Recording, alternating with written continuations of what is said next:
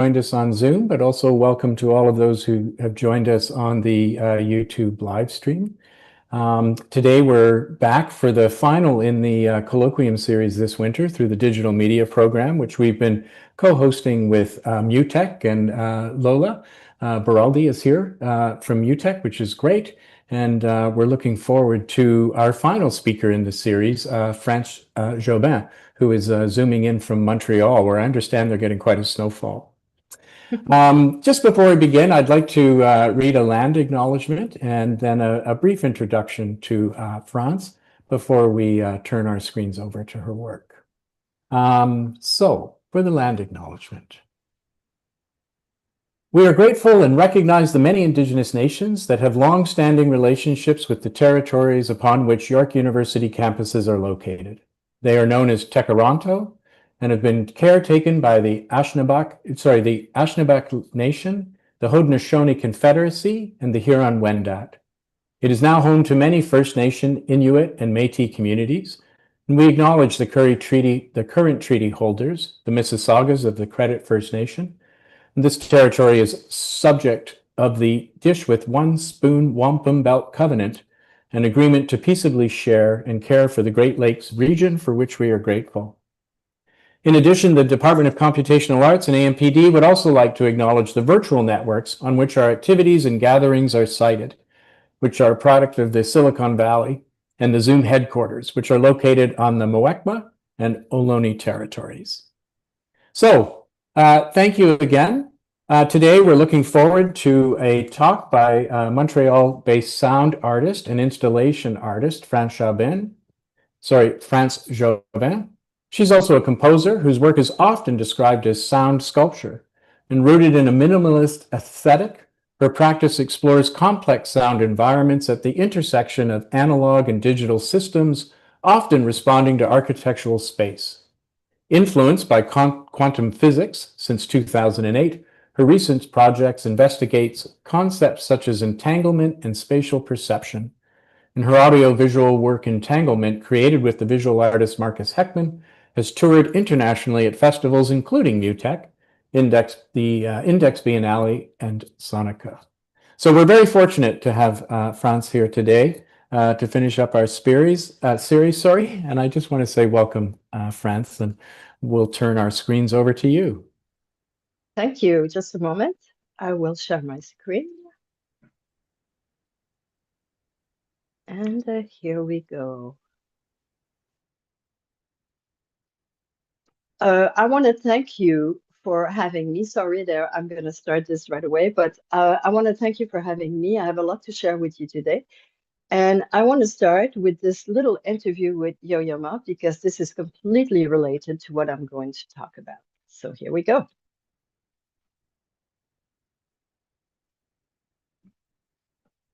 Back when you turned 60, you mentioned in an interview that you've been asking yourself, quote, what is music for?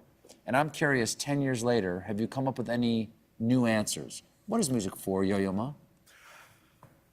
First of all, I think music is energy, period. It's just energy. And music is energy, and we are energy. Yes.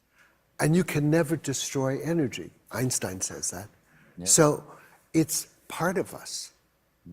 It is part of all of us. And then we absorb that energy by hearing it, and that music stays with us. Here we go. So welcome to Quantum Listening Field, a perceptual sensory architecture, bringing the fields of architecture, audio spatialization, and quantum physics. I hope you have your coffee, because this is going to get somewhat complicated, but I hope I can do my best to explain this simply. So my practice sits at the intersection of sound art, architecture, and quantum physics. So often described as sound sculpture, my work treats sound as perceptual and spatial material capable of translating complex scientific phenomena into sensitive, embodied experiences.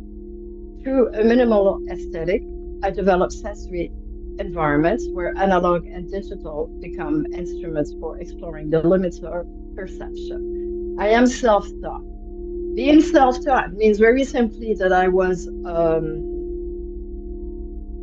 into classical music when I was very young. I found classical music to be extremely restrictive, to be working within a premise of staff, chords, time signatures, and so on. I guess this was not for me.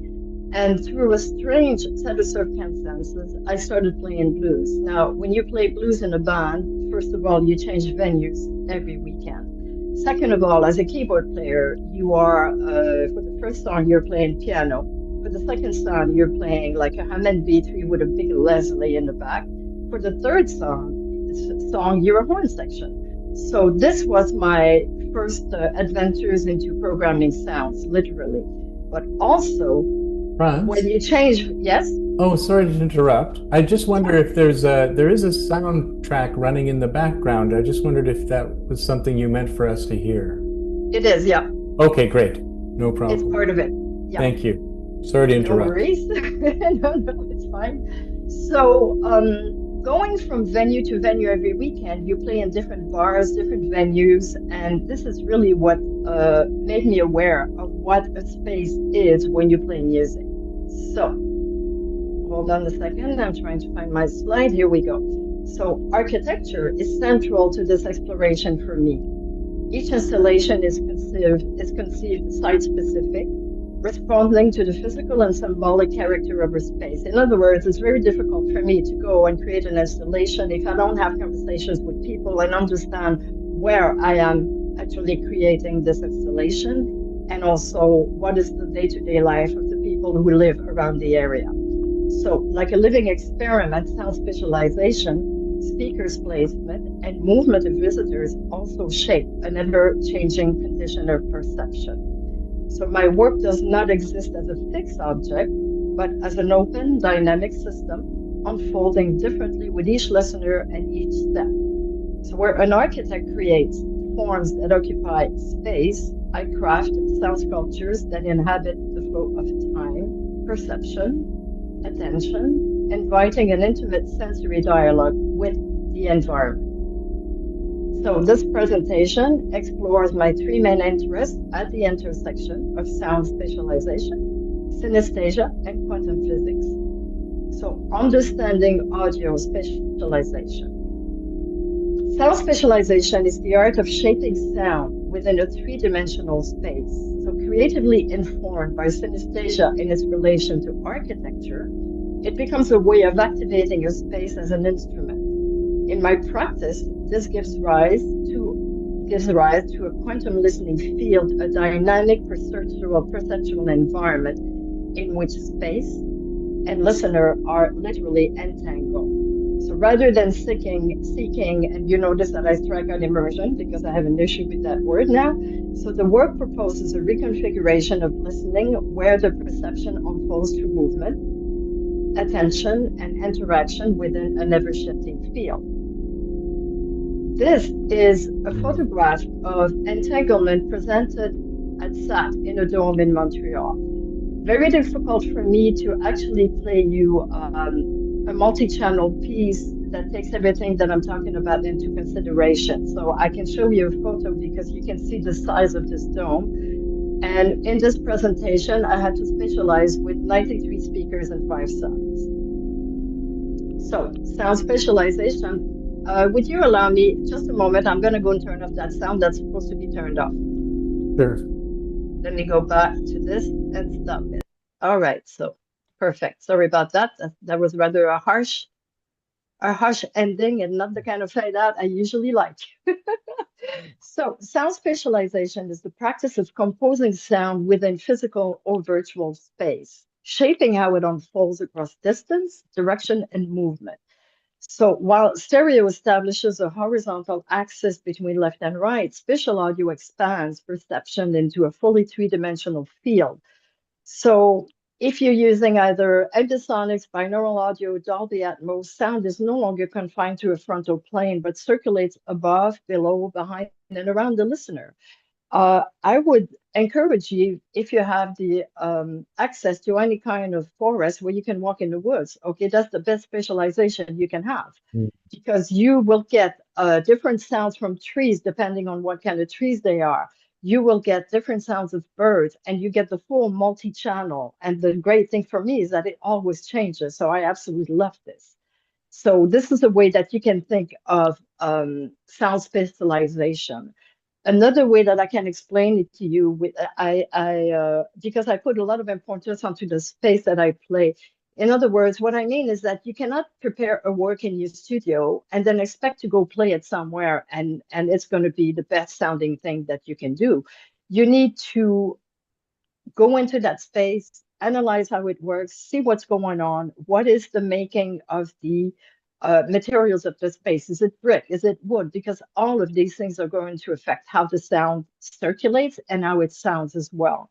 So in this context, space becomes an active component of composition. Space is an instrument.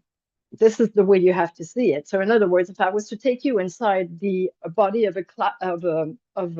acoustic guitar, this is how you have to think about space. You're inside that space, and sound will resonate off the walls and all over the place. You need to understand how the actual architecture of the space is presented to you and what you can do. So many different ways you can handle this. You can place speakers in a different way. I recently did something last year where we put two big subs right in front of the other. So the sub sound, like the bass, was absolutely gigantic. But if people walked in between the two, they had no bass at all, which was absolutely amazing. It's a great teaching tool as well. So this is a quick photo of ambisonics. You can Google that. It's just like it just shows you how the sound is being distributed, essentially. Now, I want to introduce the software that I use, which is SpatGris, which was developed at UDM here in Montreal. So it is designed for composers, sound designers, artists that are exploring electroacoustic, immersive, that I strike out again, practices. It allows precise control over movement, placement of sounds in space, transforming multi-channel setup from stereo to complex 3D configurations. So you can really make sound come alive with this software, and it's fairly easy to use. So this is a speaker view of the actual software. So you look at the white blocks, which are the speakers. This is like a dome setup, 32 speakers. And all of the little dots of colors are where you actually are sending your sound and you're routing your sounds. And you can see it live when you're actually playing. So it's really, really helpful because it visualizes exactly what you're doing. So the key features of SpatGris are spatialization control, multi-channel flexibility. It is DOC compatible. It works with Ableton Live, Bitwig, Reaper, you name it. Ease of use, it's free and open source. So if you Google SpatGris, it will bring you to a site that is called SoundForge. And you need to download both SpatGris and Black Hole. Black Hole is the software that enables you to communicate between your DAW and SpatGris itself. So you need both to do it. And now, since I cannot show you, actually, I cannot play you a multi-channel situation because I'm doing this virtually, I decided to show you an installation that I created in Italy in an old tobacco factory. So the tobacco factory is a big rectangle. It's a medieval building, so it's bricks, it's very humid, and it has a courtyard. And when you walk down the hill, you need to, in other words, like you won't know that it's there until you get there. In the courtyard, there was a chimney, so I put a speaker there. So the reason why I want to show you this installation is because it has 11 rooms. I used 8 speakers and some speakers. In some rooms, I use only 1 speaker. In one specific room, you will see that I have a bench and no speaker at all. And this was wanted because I wanted people to sit down and understand how sound travels. And so if they sit on the bench, they actually hear the sound of the room that they just walked away from, but they hear the sound of the next room they're about to go into, and they get a really nice natural crossfade. So here we go.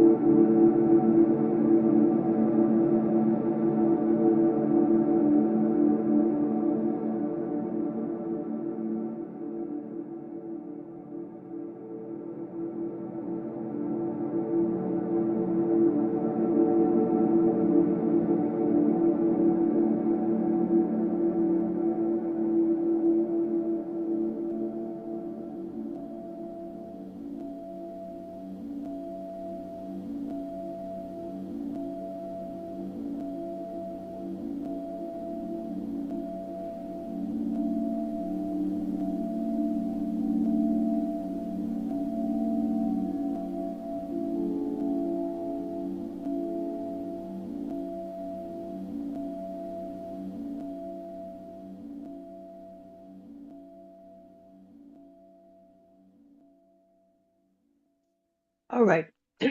So when I talk about adapting to a space, you notice that everything was blue there because I spent 2 months in Italy to create this installation.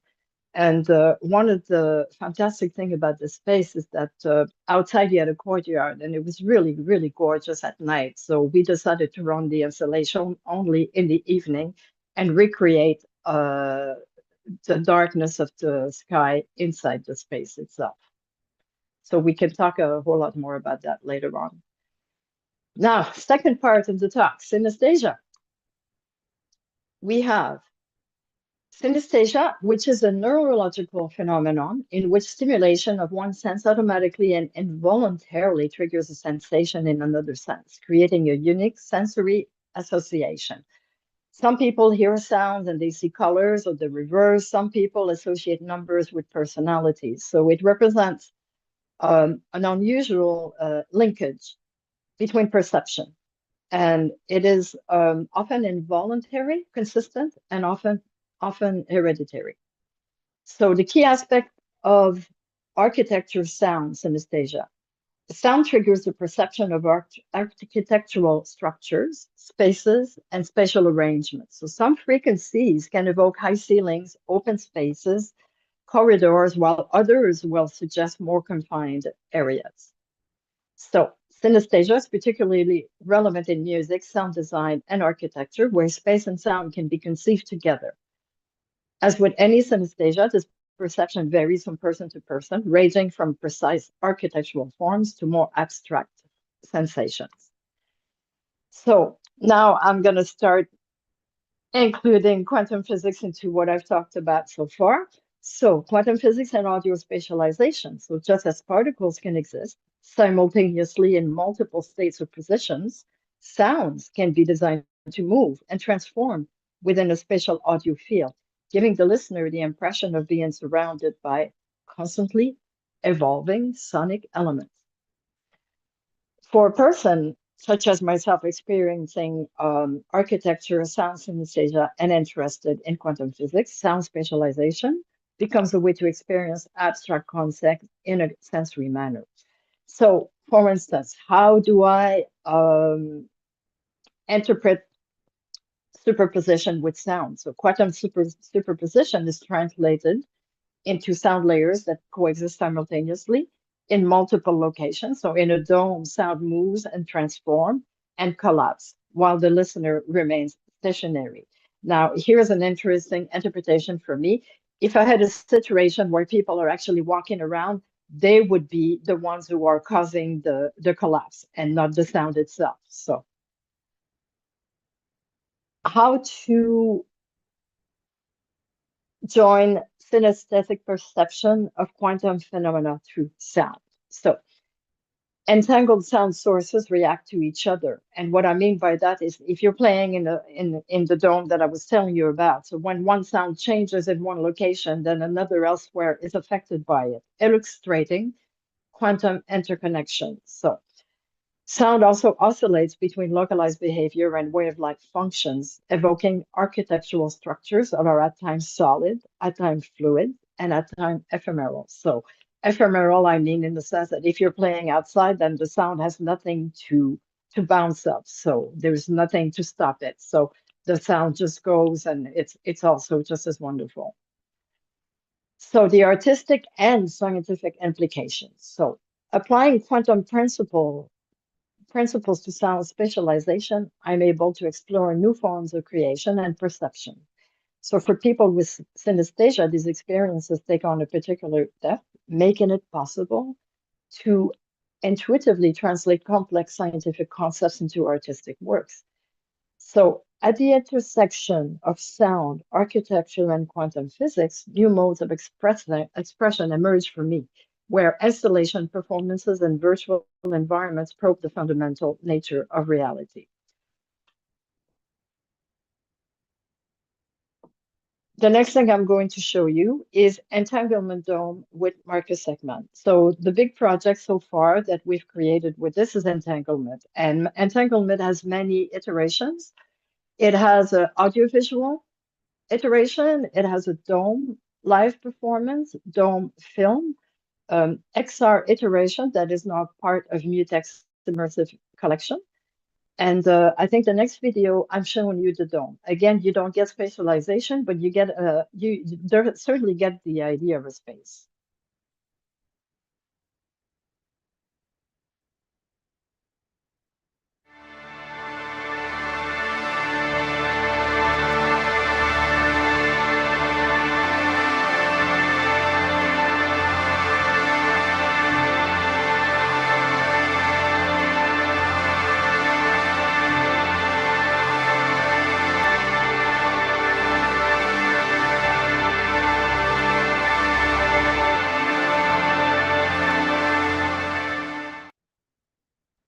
Okay, nice. This is a quick one. All right. Now, as if things weren't complicated enough, let's dive in to my favorite subject, quantum physics. So quantum mechanics is a complex world of infinite possibilities and probabilities, one that cannot be easily defined. Quantum physics describes the nature of the universe as being far different from which we see. This is exciting to me because every field recording that I make, I don't listen to the sound that I'm actually recording, but I can hear what I will be doing with it. So now I'm going to have a little detour, and don't worry, we will come back into audio spatialization and synesthesia, and I hope I'll be able to tie it in nicely for you. So little detour in quantum physics. How did it all start? I developed a strong interest in science, specifically quantum mechanics, in 2008, 2009, as renewed interest in string theory led the scientific community to believe that we may be close to unifying theory of everything. So since I found that very interesting, because the idea of living within 11 dimension as opposed to the 4 we were aware of, I created a first album titled 10 to the minus 33. 10 to the minus 33 is extremely small, and it is apparently the theoretical size of a string. Here we go.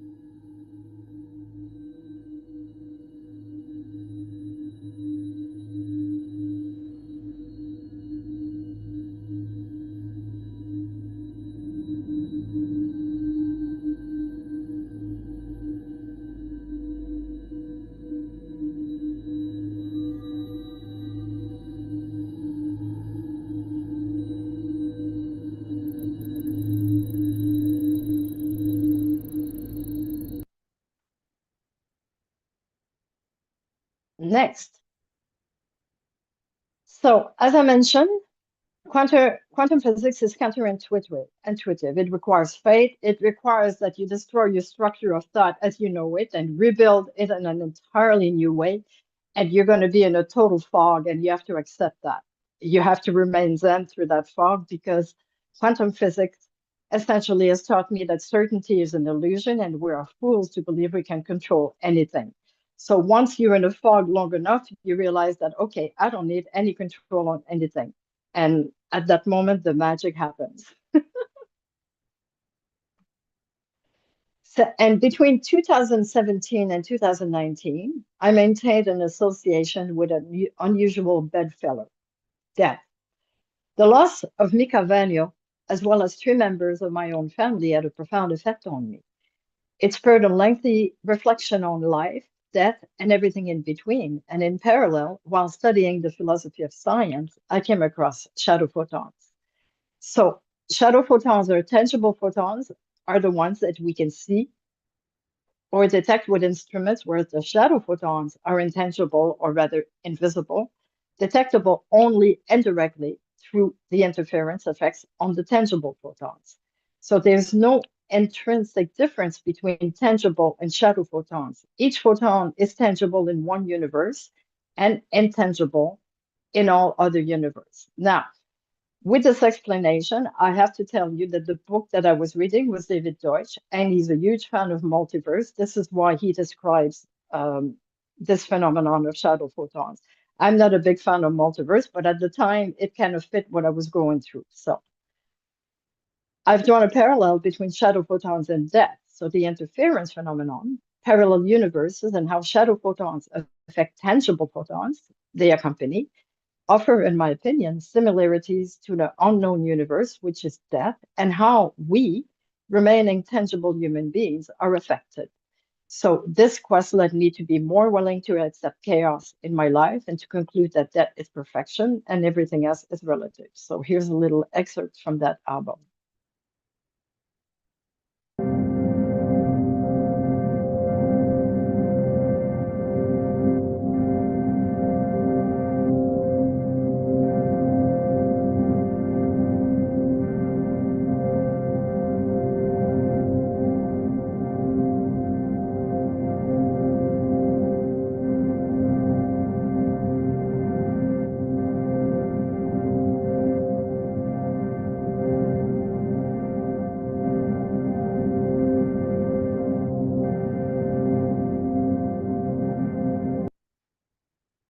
I apologize for the abrupt cuts. Google Slide hasn't worked out proper fade outs yet. So my encounter with quantum physics was not only an intellectual and artistic pursuit, but it became a vital structure that helped me navigate a period of personal crisis and reorient my relationship to uncertainty and meaning. Now, here we go again with entanglement. So as I was telling you before, we had a few iterations of entanglement, but here are the 4 inspirations for the project. When you start studying quantum physics, the first thing you learn is that there's no fluidity of time. So this is really interesting when you've been regulated by a clock and an alarm clock and everything else all your life. So there was a friend of Einstein who died, Michel Besso, and it affected him greatly. And Einstein wrote a little letter to his family, simply saying that now he has departed this strange world a little ahead of me. So for us believing physicists, the distinction between past, present, and future is only a stubbornly persistent illusion. So this perception of time, researched during the grief of my mother and my sister, has helped me so positively that it is now one of the 4 sources that inspired me. So how can I translate this theory that fluidity of time does not exist when music is created within a span of time? And the same situation for Markus, how does he create visuals when visual is also created within a span of time? Second principle is the actual principle of entanglement, which, in my opinion, is the most bizarre phenomenon in quantum physics so far. So, entanglement is a phenomenon in which 2 particles form a linked system and exhibit quantum state dependent on each other, regardless of the distance between them.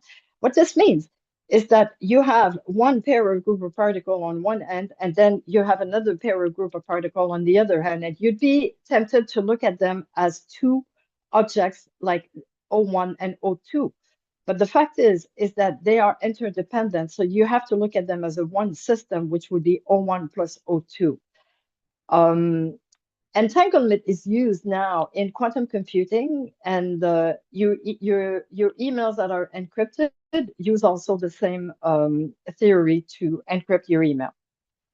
So there are 2 prevalent theories that try to explain this phenomenon, which is entanglement. The first one is the Copenhagen interpretation. You've all heard about Schrodinger's cat. So as long as you don't open the box, the cat is dead and alive at the same time. Now, physicists have become a little more sensitive, and now they say that the cat is asleep or awake. So Schrodinger's equation is generally related to the Copenhagen interpretation of quantum mechanics. So this interpretation, essentially shaped by Niels Bohr, consists of calling into question the existence of an absolute time and existence independent of space and time. So according to Bohr, we must not lose sight of the fact that physics describes above all that which is observable. So the universe of Schrodinger's equation is composed of a large quantum field within which many wave functions undulate. If you want to know more about quantum fields, there's a great lecture by David Tong that you can Google on YouTube. So now these represent the quantum state of the system in a base of infinite dimension. Wave function collapse is a fundamental concept of this approach to quantum mechanics, according to which, after a measurement, a physical system, for example, a particle, sees its state entirely reduced to that which has been measured. When we talk measurement in quantum physics, we mean an observation. And then I come back to Schrodinger's cat. So long as you don't observe, you don't open the box, the cat is alive and dead at the same time. So thus the particle cannot be assigned a precise position in space and time before its measurement. So the mere fact of observing a wave function causes it to collapse. And it gives us a bunch of probabilities of a position of a particle, and only at the moment of the collapse of the wave function does the particle appear. So the Copenhagen interpretation explains quantum entanglement as the instantaneous collapse of a wave function describing two separated particles into one single measured state for both particles. So for me, the question was, how can I emulate wave function collapse by translating the concept into musical waves and frequencies? And the last inspiration for entanglement, which is the many worlds interpretation. So Hugh Everett introduced a new conception of reality into physics. It was he who invented a quantum theory of multiple universe, often called the many worlds interpretation, or MWI. So the idea of multiple universe is far from being unanimous even today. The method by which he arrived at this idea heralded the notion of quantum decoherence. So that's the fun part here. So, which today explains why the probabilistic strangeness of quantum mechanics disappear into the world of our daily existence. Now, if I bring you back to the Copenhagen interpretation, when you look at decoherence, then you realize that the thought experiment does not make sense because he's talking about a cat and an atomic world, which doesn't work at all. There's too many molecules to bring one side or the other. So essentially, the Schrodinger's cat thought experiment was not as good as it should be, because now when we bring this decoherence aspect, in other words, like the loss of decoherence when the micro world destroys the quantum purity, that's exactly what's happening. So the loss of information of a system into an environment can provide further inspiration for me as a sound artist. Now I have, I believe, a video of Entanglement AV, and I'll explain to you that when you work, now I'm going back to space or whatever media you're using for a project. So Entanglement AV is audiovisual. So in an audiovisual piece, you have big sound and you have a visual that is limited to a 2D screen. And you never know actually from festival to another what size the screen will be. So you need to adapt to that dynamic.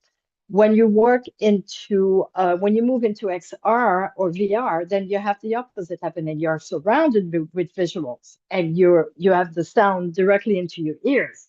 So again, this needs to approach very differently, because in AV you're playing to many people, and don't know what happened here.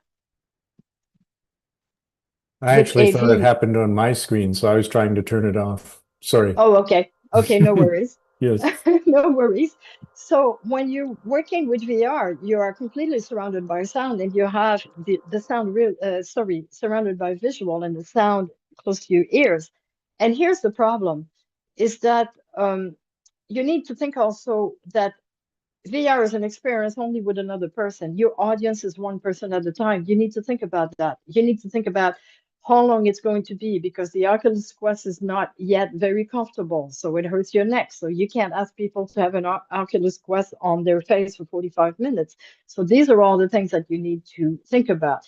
When you move into a dome experiment, then there's something else now. All of a sudden, you have big sound and big visual. You have to consider your audience. You have to consider how long you can maintain that audience full on like this. So you need to minimize the length of your project, because you're asking a lot of your audience at that point. So now I'll play you a little, I think it was our demo for Entanglement. Yeah.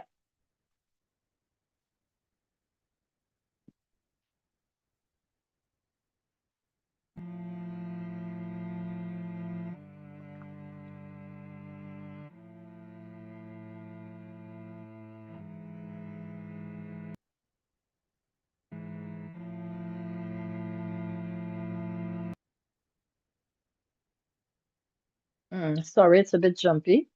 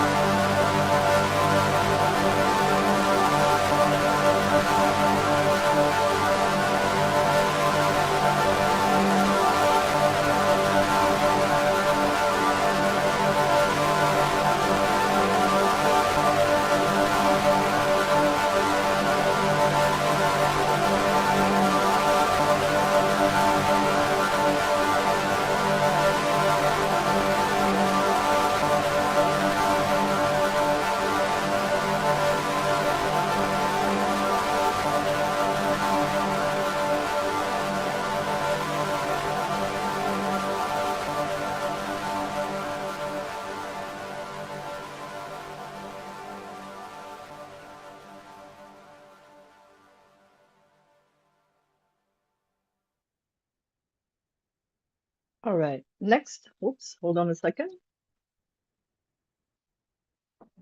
Next, we have another iteration of this project, which are the album. So I created 2 albums, thinking of them as systems, the same way that I explained Entanglement before. This is what it's related to.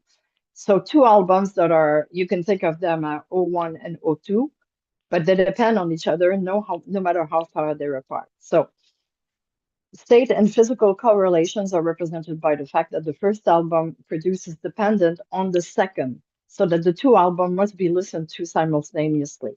But the beauty of it, because quantum physics never has a precision, it's always probabilities and uncertainty, I have no control over what the listener decides to play and at what time. So track 1 of one album and track 1 of the other album might start at different times, and that's fine with me, because it's at that point it illustrates quantum phenomena perfectly for me.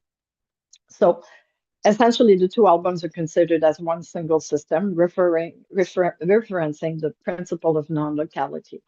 I also thought of the albums. One is vinyl, so to me it represented the macro world, and one is a CD, and it represented the atomic world.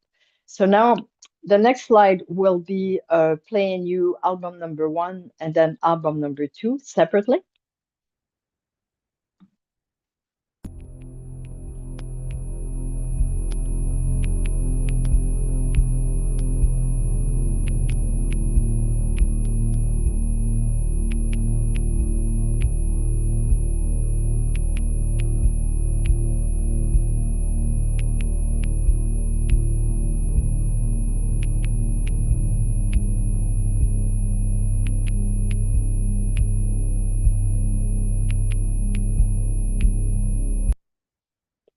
Album number 2.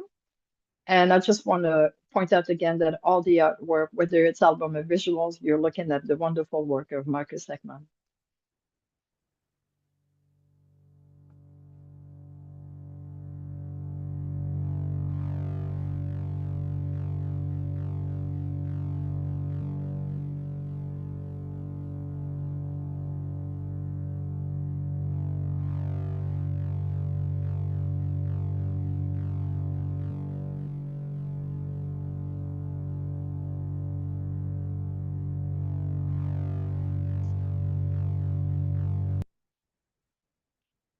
And now we'll move on to both albums together.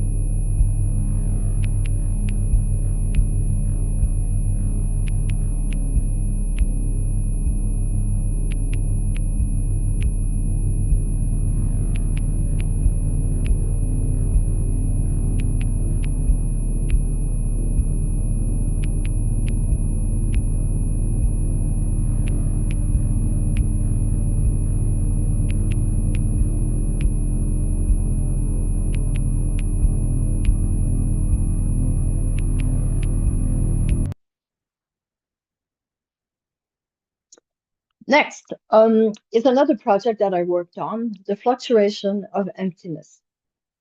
This was created in the context of a larger project called Structures of Nothingness, curated by Pierre Balthazar. This gave me the opportunity to spend a year in a residency at the Quantum Institute of Sherbrooke, and I became very interested in the architecture of quantum computer. And what got my attention were Cooper pairs. So if you don't know, quantum computers have to be running at 0 Kelvin, which is minus 273.1 Celsius. So that's very cold. And one of the architecture of quantum computer is those Cooper pairs. And when those Cooper pairs are cooled at 0 Kelvin, everything becomes extremely stable. And then when errors appear with the quantum computer, it means that the engineer is able to go in and fix the errors because the computer itself is stable because of the Cooper pairs. So I created a work called The Fluctuation of Emptiness using synesthesia spatialization to exemplify this phenomenon. So I'll play you a little excerpt of that. This was also spatialized. And I had soundscapes that represented the stability of the Cooper pairs, and I was playing modular synth to actually create errors and then fix them on the fly.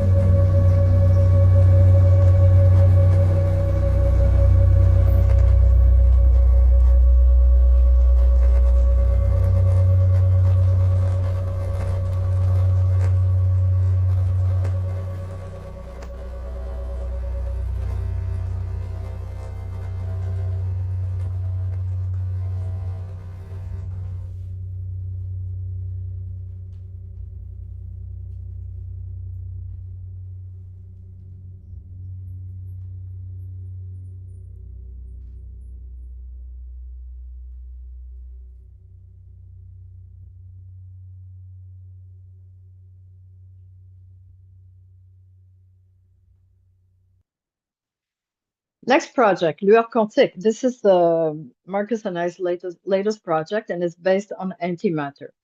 Now, what I also really appreciate about quantum physics is that it's sending me in places in terms of audio that I would normally not even go.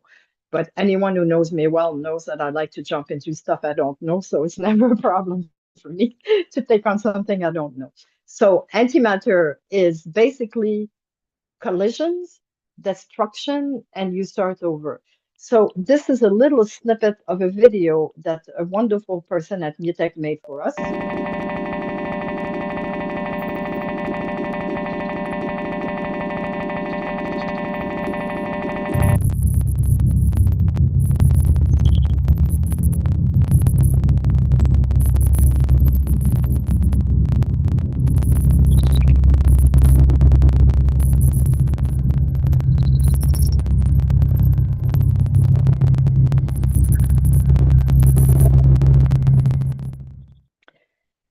And the next video is really, I'm showing it to you because it's actually a member of the audience. Oops, sorry about that. It's a member of the audience that actually filmed it. And I don't know how this person managed to stay so stable for 3 minutes. But this is important for you so you understand how one work needs to be adapted to different venues. We played this in a big club in Montreal last August.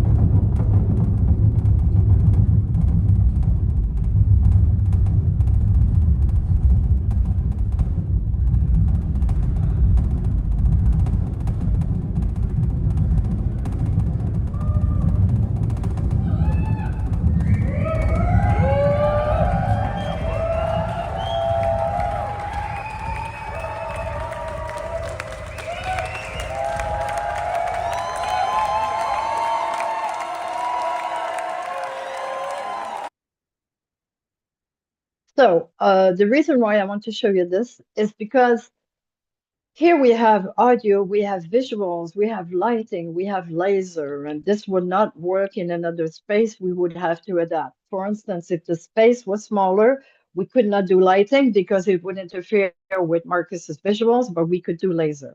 So these are all the things that one has to think about. Now, these interconnected fields have opened new creative avenues for me, inspired by scientific advances. In other words, if it wasn't for antimatter, I would never found myself doing beats at all. So that's what I mean by that. And I leave you with this quote that I really, really like. Bohm believed the reason subatomic particles are able to remain in contact with one another, regardless of the distance separating them, it's not because they're sending some sort of mysterious signal back and forth, but because their separateness is an illusion. Thank you. You have my email. Please take a photo. If you have questions, we don't get to talk during the question period, you can email me. I'll leave it on for a bit there and then I'll stop sharing my screen. Well, that was pretty fabulous, Franz. Thank you very much. You're welcome. You know, I must say I'm sort of thinking about that quote at the very beginning where Yo-Yo Ma said that music was all about energy. Yeah. And I think you, throughout your talk, I'm sort of reminded of that because at times I felt like I was engaging with a kind of pure energy. And at other times that energy, you know, was structured in some way into something else. So, you know, I do have some questions for you, but before that, I just want to open up to those students who are here just to ask if they have any comments or things they would like to share. Vlad, I don't know if you had any thoughts or anything you wanted to ask. Oh, look at that. What are you holding up? There are like two books that I'm reading right now. One is, oh my God. Yes. Yeah, that one, and this one, The Reality Is Not Real. Oh, this is great. Yeah, so that is fantastic. So okay, and here for you. Sorry, I get really enthusiastic. That's great. We need it. This, okay. Okay, cool. Yeah, like Richard Feynman's, like this is like 6 not so easy pieces, but get the first one, 6 easy pieces. And all of his lecture have been made available to the public on Caltech. Yeah, so I've been researching quantum physics for like quite a while now, like more of a hobby thing, right? But what I find the most interesting about it, it expands the mind into ways of thinking that are not possible or probable in a normal world, right? So we can build these thought processes and build concepts in a real world. Because I don't know, Niels Bohr, he said like nobody understands quantum physics, which is probably mostly true because nobody can. It's the most accurate. Yeah, but I do sense that, you know, there's a state of everything being in a chaos, and then when you start to observe the chaos, then the order appears. Like that's what you were saying about like that the particle cannot be analyzed because it changes state when it's observed. Correct. But I think that's also a nature of creativity in some sort of way. Maybe all these ideas are in the chaotic state somewhere else, right? And when we start to observe them, they start to become art or some weird stuff. But, you know, I appreciate how you handle these like really heavy topics and then just like translate them into this like really powerful pieces of art. That's at least my intention of what I want to do with my arts too. Awesome. Yeah, and I just like find it entertaining to find something that really breaks your mind into pieces, and then you are just like thinking to yourself like, what am I doing with my life, right? But then it sets in. I think quantum physics or mechanics are not something that you approach for a month or two. It is a lifelong process, and maybe before I die, I will be like, oh, I get this. The sentence now makes perfect sense. Poof. And then, you know, who knows what's after that? Well, you know, like, because now I've been doing this for a while and I'm lucky I got many friends that are physicists, right? And sometimes I have a conversation with them and I'm like, okay, like, what do you think about this, this, and that? And what they do, they're like, yeah, okay, Franz, like they can understand where I am. And then they'll say to me, okay, but you can also look at it that way. And then I go home and then I think for 2 months. Yeah. So I love those kinds of interactions that I have with my friends because they are constantly challenging me to push myself even further. Yeah, I get that. Yeah. And what can I say? I mean, quantum physics for me has been better than any therapy and much cheaper. Yeah. So what kind of work do you do? Sorry? Sorry, what kind of work do you do? Well, I mostly build like biomedia works of art, mostly sculptures that are living, made with algae, so they kind of capture carbon, produce oxygen, and there's like Nice. transformance of the gallery spaces into ecosystems where you have like biomediality, algae perform their own thing, then humans come, then perform their own thing, and then suddenly everybody meets in the middle, and there this magic happens with like a million things, right? Amazing. So there's so much chaos there, right? And you always want to make sense out of it. So therefore, There's no point. There's no point. Yeah. Sometimes emotion beats ratio. That's what I. Yeah. All right. Well, I don't want to take everybody's time. I'm sure somebody else has a comment. Thank you so much. This was great. Amazing. You're very welcome. My pleasure. Thanks, Vlad. That was great. Herza Valente? Yeah, I would love to get a deeper insight into the ways you shape your waves when the sound waving and weaving system that you're creating on stage and your performances. So how do I work? Yes, how do you work? Yeah. Okay. Essentially, I'm one artist who needs a concept. I cannot work blind. There's nothing that drives me more crazy than an artwork that is technically absolutely phenomenal, and then you pull the technical out of it and it falls, and there's nothing left. So for me, I require a concept. So whatever I'm interested in at the time is what I will try and interpret into something. And my way of working is like 50-50 field recordings and modular synthesizers. So field recordings, for instance, this installation I showed you in Italy was all made with field recordings. Like there was a market on Saturday and they were making this pork sandwich, and in back of the thing they had a generator going. I recorded the generator. In the actual space itself, there were pigeons every morning. I recorded the pigeons. They're in there somewhere. I think is the first sound. So I like to take everyday sound and transform them and remediatize them into something else, because I find that society right now has a really short attention span. And so any sounds that surround us, we're so used to hearing them that we don't hear them anymore. So it's kind of a inside joke with myself where, I'll go at a party and I'll record the freezer, and then the people are listening to the freezer, but of course it's been manipulated and processed. But I find it funny that all of a sudden they're hearing their freezer and they hear it. So, and then modular sense has given me this quantum probability and uncertainty. So that's what I like about the modulars. And also there's a physicality to modulars that I really, really like. Like there's no base that equals a base on a modular. There's absolutely nothing that comes close to a modular synth. So I do a lot of residencies all over the world where they have specific modulars that I like to work with that I can't afford. And I go there and I play and I record a whole bunch of sounds, and then I come back and I build sound banks. And once I have this concept that I was telling you about, when I'll go through the sound banks and see which are the sounds that are best representative of what it is that I'm trying to create. And during the piece, if you don't mind me continuing a little bit the question, the duration of the piece is like how you would build the different pieces of your compositions together.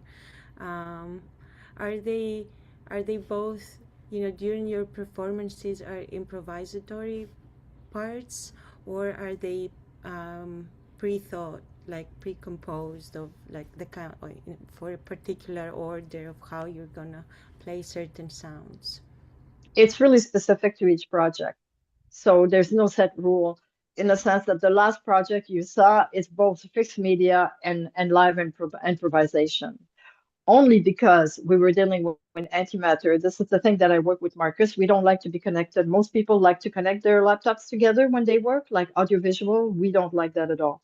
So usually when we play, we are not connected. But for antimatter, we didn't have a choice because there's no way Markus would have been able to follow me with those sharp cuts, right? So only for the sharp cuts we were connected so that its visual would react when I cut the sound.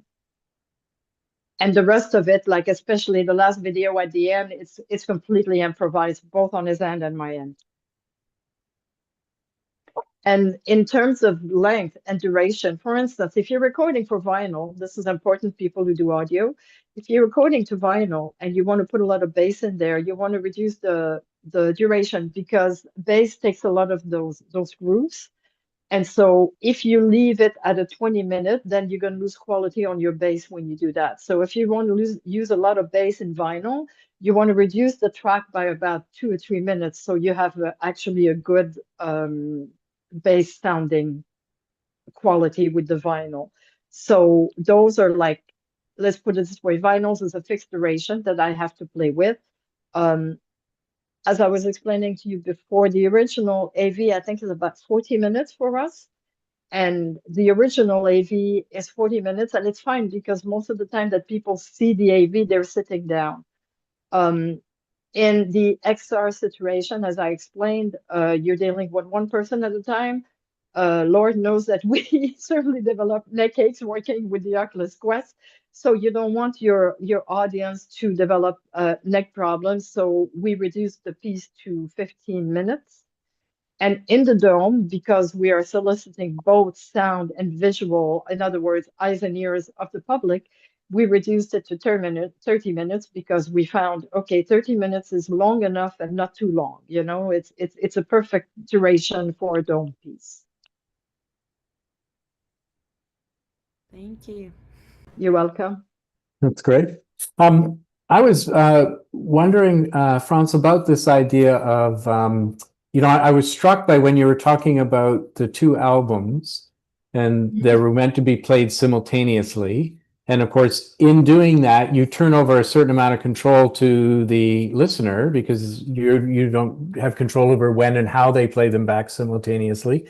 And it seems to me that there's a number of places in your work where you're turning over creative control to the system, to the audience. And I just wondered if you could speak a little bit more about that turning over of control or that letting go. And I mean, I think the quantum physics in your work there, in a way, provides a certain theoretical underpinning for doing some of that. But I'm just wondering about your interest in that and why you think that's important. Yeah, basically, I think that the audience is intelligent. They don't need me to walk them through the work. Okay, the concept, in other words, the concept is for me. I don't really talk about the concept unless I have to write about it or whatever, but otherwise I don't talk about it at all. And I think that people should experience the work with their own frame of and reference with which they're coming into the work. Because, for instance, someone could come and listen to my concert the first time and absolutely hate it, okay? Because of something that's gone on during the week and they're just not receptive. Right? And then they could come back a month later and totally love it. I had this experience with Joanna Newsom, where I heard the music and it was just like, it was like chalk on a chalkboard. And then I went to a concert and I fell in love. So there's a matter of leaving agency to the audience and letting them find their way, because it's more meaningful that they find meaning. Because then they come and talk to me, and the difference of experiences that people have is absolutely amazing. Like all kinds of stuff that I never thought about, but this is the way they interpret it. Whereas if I led them by the hand, then they would only see what I'm explaining. Right. And it's interesting. And there's a part of me that thinks that this is something that's sort of I want to say it's inherent. I don't know that it's inherent, but certainly something that is certainly amenable to digital systems, building digital systems. It seems to me that part of the work that we do is build systems that allow for us to be in control at some times, but at other times sort of turn control over to the systems that we've built or audiences that are listening, which is great. Yeah, sorry. Oh, go ahead. For me, it's like I'm a perfectionist, and the hardest thing I had to do, like these two albums, was really funny because it looked great on paper. When I started working on them, I'm like, oh my God, what did I get myself into? Because I wrote the idea down on paper before I started working on it, right? Then I started working on it, and I'm like, how on earth am I supposed to do this? Like, this was a great idea, but now you have to pull it off, right? Right. And being a perfectionist, letting the albums go and let the people who play the albums whichever way they want is one way for me to solve that with myself. It's like, here they are, you do what you want. That's great. I have another question if people don't mind. I don't know if there are other questions out there, but I was just wondering about your, you said at the very beginning that you were self-taught. And Yep. I'm just wondering about how you came to sound. I mean, have you always worked in sound? Were you a musician who came to sound? Were you working in other disciplines and arrived in this place? I'm just curious about that personal journey. I was always a musician. When I was playing blues, this musician showed up Oh, at a that's right. gig, and I had a Morpheus, like emulator Morpheus, and this person Mm-hmm. freaked out. He's like, "Oh my God, how can you have this? Like this barely came out."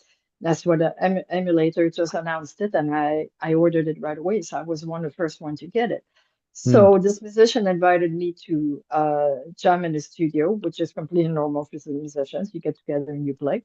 So I went.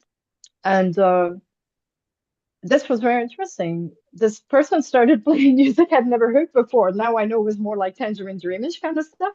Mm. And so, Tangerine Dream. So I kind of like listened for 5 minutes and then I started playing. And all of a sudden, like I played and it was effortless. And I thought, oh my God, this is what I've been looking for all my life, this Mm. kind of stuff. So then I went back to the blues band and I just simply tell them I will honor all the contracts that we have. And after this, I'm out. And they're like, okay, so what are you going to do? I said, I'm going to do experimental music.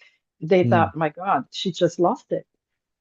And that was 27 years ago, and I never regretted my decision. But from that moment, it was very interesting because I went through a 3-year period where I had to unlearn everything I had learned. Mm-hmm.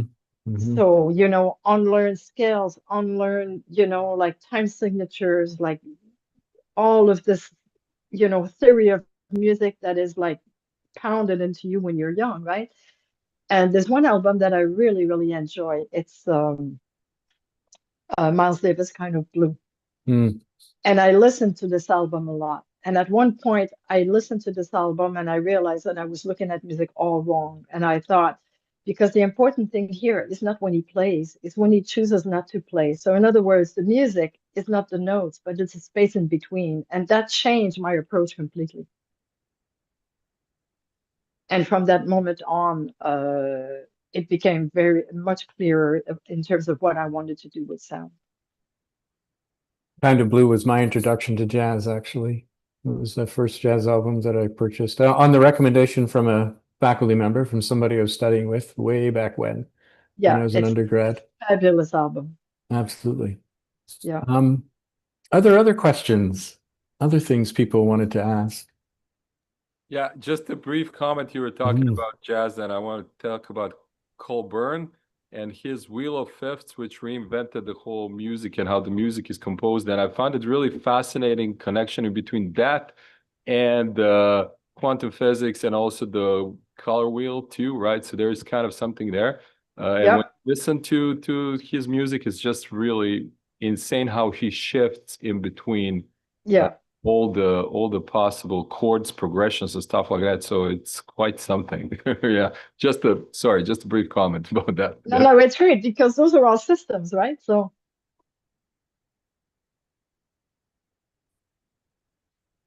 Anyone else? Did I, Hersa Valente, were you leaning in there for a moment? I was, yeah, I was, but I'm like, I had this question, but it's now, it has escaped me. I think I need a minute to process it. That's That's fine. okay. Yeah, no problem. Well, maybe I could just ask about visuals because I'm, primarily a visual artist myself. So I'm interested in the way you're working with visuals. And in a way, I wanted to kind of juxtapose just because I was interested in juxtaposing that first piece and the last piece that we saw. Because both I thought were fascinating. I mean, I would have loved to have been in Italy to walk through those rooms in person and experience those spaces. And what I was thinking that your first impulse was to sort of, I'm going to use the word curate. I don't know that, or maybe it's animate those spaces through sound. Yep. So as we're walking through those spaces, first and foremost, we're listening. And to a certain extent, those spaces are being animated for us through sound. But it also seemed to me, and this maybe goes back to that idea of animating space and architecture with sound, because in a way you were doing that too. You were sort of transforming that space through sound, but also through that use of the blue light. Yeah. So I was thinking that in a way you were creating images for us as we walk through the space. And perhaps, the video kind of sets that up for us too, right? Because you're in shooting the video, you're picking specific kinds of framings and images. Yeah. So I was thinking about that versus the what I want to think of as sort of the riot of imagery and sound that we saw in the last piece. But just before we go there, Franz, one thing that I thought was interesting was that eventually, I mean, at first we are just with the sound and the space, but then eventually we are introduced to these sound, what I guess I was thinking of as almost sound sculptures. Suddenly the speakers become objects that we see at the end. And I assume that people sort of encountered those speakers as they were walking through the space. So the sound is suddenly made material through the introduction of these, I'm going to call it a sound sculpture. I don't know if you would call it that, but the speakers that were sort of set up and lit for us. Yeah, because in my mind, the star of the show is the speaker that is actually giving you the sound, right? So that's what the lighting should be on. And also I use different, like at one point I just use a tweeter because that little space when you go in and there was just a tweeter. This is a funny story because I was invited to a party like the week before in the same space. And I went and the curator introduced me to a singer who does poly voices. And so typical me, I just grabbed him and I say, nice to meet you. Can I record you? So he agreed. And I pulled him into the other room with my Zoom and he started singing. And I felt that the best way to represent that voice was just to have the tweeter like a mouth open kind of thing, And then I recorded his voice and I processed it and then I put it in this particular space. There's another area that we didn't show in the video where people have to walk into a side room and there's just a little sound and they won't hear it unless they get really close to it. So only their curiosity will guide them there. And then in the pieces with Markus Heckmann, we begin to see visuals, and it feels like there's a collaboration there between the sound and the visual. But I just wondered about were you obviously were open to that collaboration, but I just wondered if you could speak to your thinking about sound and image working together. Well, Markus and I, we have a very particular way of working because Markus needs sound to create visuals, and he's technical director at Touch Designer. So when we work together, he builds an instrument for the piece. So we do a lot of talking. So when I was studying quantum physics, this was all happening during the pandemic. And when I was studying quantum physics, then I would share stuff with Markus. And then Markus, being the way he is, and he's just as curious as I am, then he would go back, research stuff, and then come back to me. So we'd have these conversations ongoing. And then I would build the audio for him. And then I just send it to him and that's it. Like, I'm not even concerned like I know the visual is going to be spectacular. Like I don't even worry. So this is a really rare case of a no drama collaboration kind of thing, where we each do our thing and we trust each other and we respect each other, and it works really, really well. So in the case of this last piece, we had a really funny situation because Markus is in Berlin and I'm in Montreal. So when I sent him the audio, he's listening to headphones and he has no bass. So when he came to Montreal and we sat in my studio, he literally physically went, whoa. And because now he could hear the bass, and he's like, okay, France, let me go back to my hotel room. I have some work to do. So he went back and started working, taking into consideration the bass. And then we kind of rehearsed all week. And that's the other thing. I don't know how we do it, but we rehearse 2 or 3 times and we're ready to go. That's fabulous. I mean, it's fabulous, I think, to I mean, how wonderful it is to encounter such a collaboration in one's lifetime, in one's creative life, right? Absolutely, absolutely. Yeah, yeah. And Okay. so the history of the lasers also is very interesting, because when we were into the space, I'm always running off the stage into the room to hear what everything is sounding like.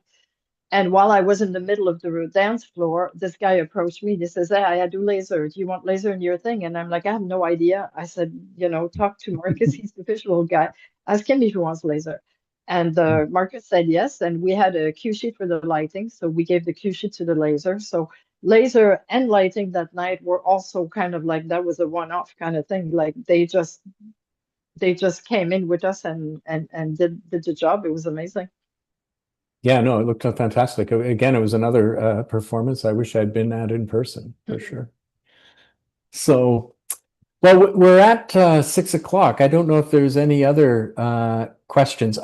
Here's Valente. You remembered your question, please. I just wanna ask why immersion is a bad term. That's true. Yes, It strikes immersion is a bad term because it's being used for everything. The latest thing that I saw recently was the carnival, the immersive carnival of animals. I'm just so fed up with that term because it's being used every which way except the way it's meant to be. And it's become like the buzzword for everything. So I've decided to dig in and find another way to present my work, because it just doesn't fit with what's being understood as immersive experience. It's just me disagreeing and rebelling. A certain one wanting to be a little bit contrary, and why not? You know, I think I know the answer to this question, but I just wanted to ask France, do you have, you know, given all of the different ways audiences have been able to experience the work as you showed us today, is there one preferred way for people to hear your work? Not really, because each media is different. So I really don't have a favorite. I like to work within all of these, you know, different contexts and stuff, because that also, every time I do that, I learn something, which I'm a curious person. So as long as I'm learning, I'm happy. So in that respect, no, I don't have, I think it's up to the audience to decide what it is that how they prefer to experience the work. I thought that might be the answer. And I think that that notion of curiosity, and so long as I'm learning, I'm happy. I think that's, in my mind, that's all about art. That's what, in part, art is all about, at least for the artist. You know, I think in part, that's what art is all about. So I want to thank you today. So. Yeah, I think it's not good to sit on your laurels and say, okay, this is working, that's what I'm going to do. I'm sorry, I can't do that. Right, right. I need to remain challenged and interested.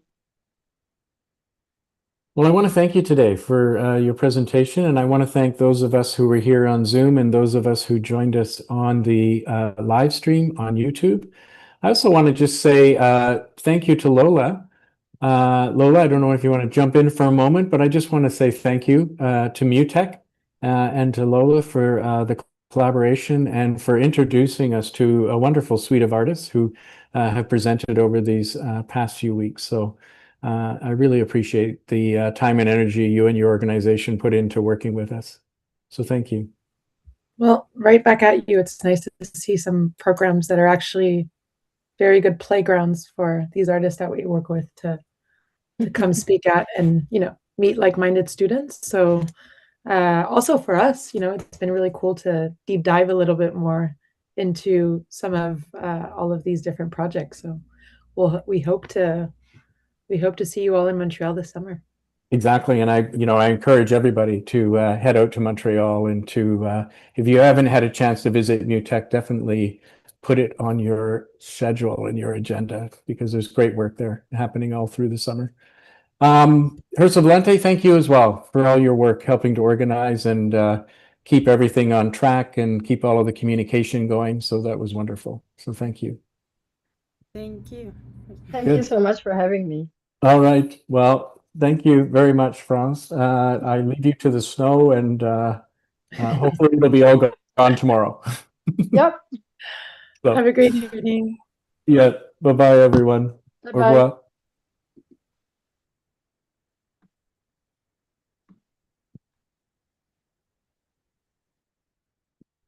Good. Did you go, Lola?